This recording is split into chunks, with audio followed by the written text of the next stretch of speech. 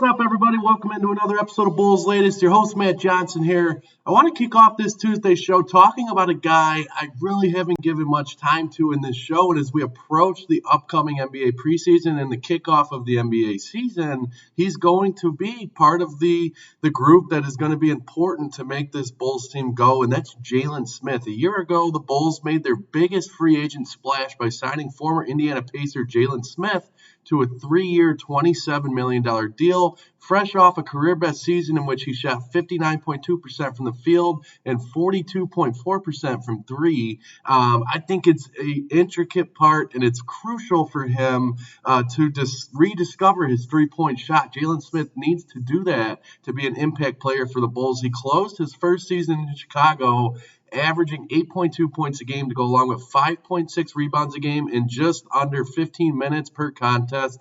He shot 46.6% from the field and just 32.4% from three. His true shooting percentage sat above league average, though, but his sub 33% accuracy from deep left little reason for confidence when it comes to that part of his game. In fact, Smith recorded the worst three-point percentage among Bulls to appear in at least 30 contests. So not a great mark for a guy they're hoping to get that part of his game going. At just 25 years old, Smith isn't a lost cause, but another poor shooting season could diminish his role despite the Bulls' long-term investment in him. He already faces competition from Zach Collins, and as you guys know, I'm high on Zach Collins, especially with what he provided coming over as part of that Levine trade last year.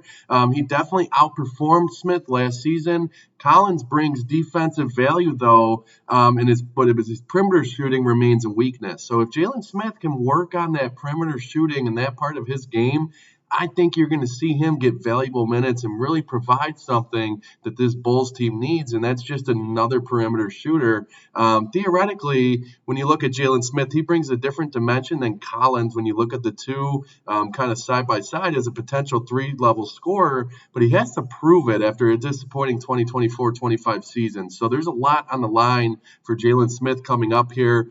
Moving forward, Billy Donovan needs to see Smith hit threes at a respectable rate. If he does, his minutes won't be in doubt, and the prospect of Smith and Collins coexisting in the reserve front court becomes realistic. So we'll see what happens. I want to see him really start to develop that outside shot, and I think things will start to look up for Jaylen Smith rather quickly, I think, on this Bulls roster. So switching gears, we had some massive news yesterday.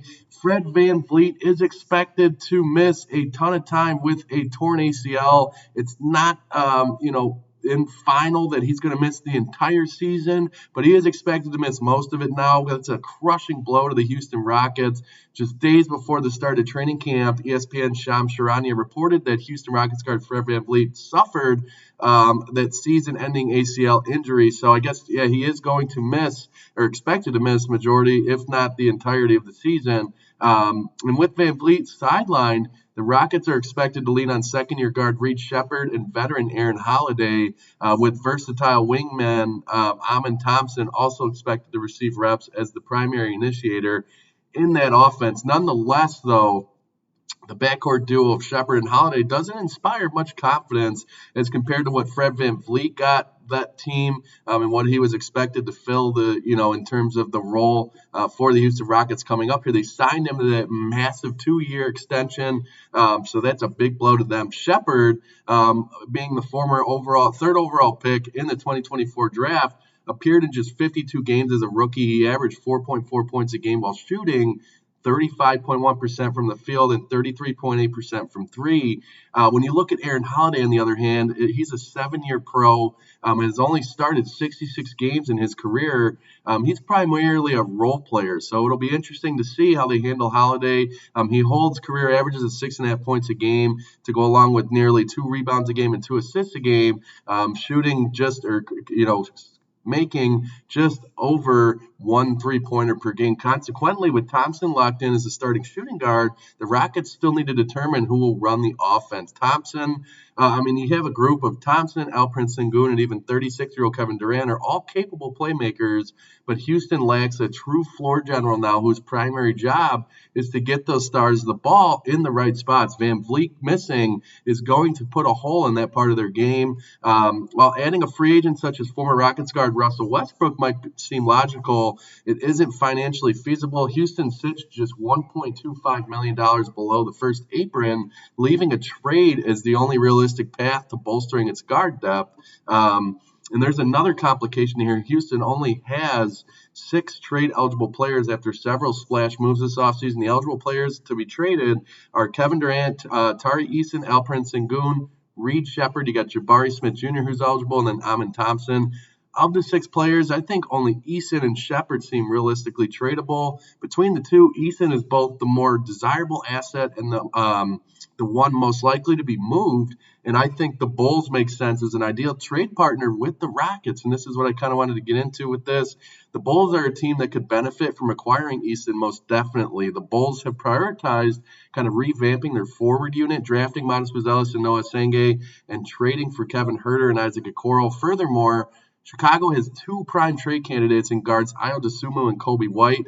I've been talking about this since May pretty much. These guys are definitely, teams are kind of licking their chops when they look to add a guy like Ayo Dosunmu or Kobe White. While each plays a key role for the franchise and the Bulls, both are approaching significant contract extensions and are currently on relatively inexpensive deals compared to their production. So, many expect Chicago to at least dangle one of Ayo Dosunmu or Kobe White ahead of next offseason, which will also feature a slew of players entering unrestricted free agency as well. That's going to be a loaded unrestricted free agent class. To get ahead of the curve, the Bulls could be tempted by Eason's expiring contract and offer one of the 2 guards in exchange for the 4th-year wing. And that's just a thought there. While White may be too costly for a straight swap, I'm not sure if that necessarily works great. Dosunmu makes sense as a player-for-player trade more so. The 6'5" guard is versatile. He's able to play on and off ball and contributes on both ends of the floor here. He's essentially a smaller version of Eason.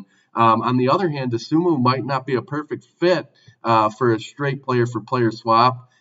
There's a ton of ways to look at this, but there are options here. And I think the Rockets clearly value Eason, who has played a significant role that extended into the postseason for them. Still, Houston's need for a true ball handler could outweigh the desire to keep him. So we'll see.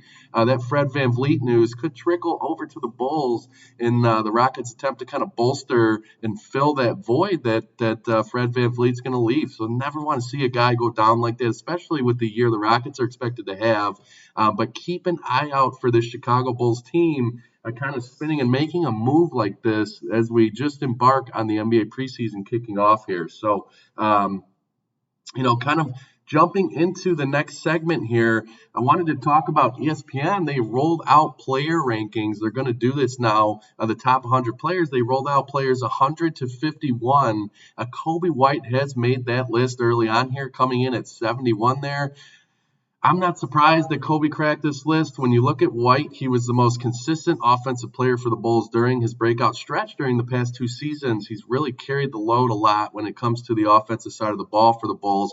Hopefully you have guys like Noah Senge kind of develop and provide for the offense, and then Modest Buzelis really kind of came into his own during the Summer League slate, kind of break out and hopefully get to the next level as a scorer as well. Last season, Kobe White had a career-high 20.4 points a game, so coming in at 71 on the top 100. I'm sure Vooch is going to be up there as well. We'll keep an eye on any Bulls players that might crack that list, but I just wanted to throw that at you guys briefly. Wrapping up today's show with just some light NBA news, 2-time MVP Steve Nash has joined the Suns as a senior advisor. And then this was a former Bull. I know a lot of you Bulls fans will remember him. He was a fan favorite of mine, obviously. When I was younger, I kind of grew up watching Ben Gordon. This was before the Derrick Rose era. But he has completed his probation program, and charges have been dropped stemming from his 2023 arrest after authorities said he was acting erratic in a juice shop. I don't know if many of you guys remember this story, but it was kind of a bizarre one. It was one that really left Bulls fans kind of shaking their head as a guy that Chicago really loves. So it's tough to see him deal or have dealt with those mental health issues. He has expressed and a bipolar disorder that he's dealing with. So wishing all the best for former Chicago Bull Ben Gordon.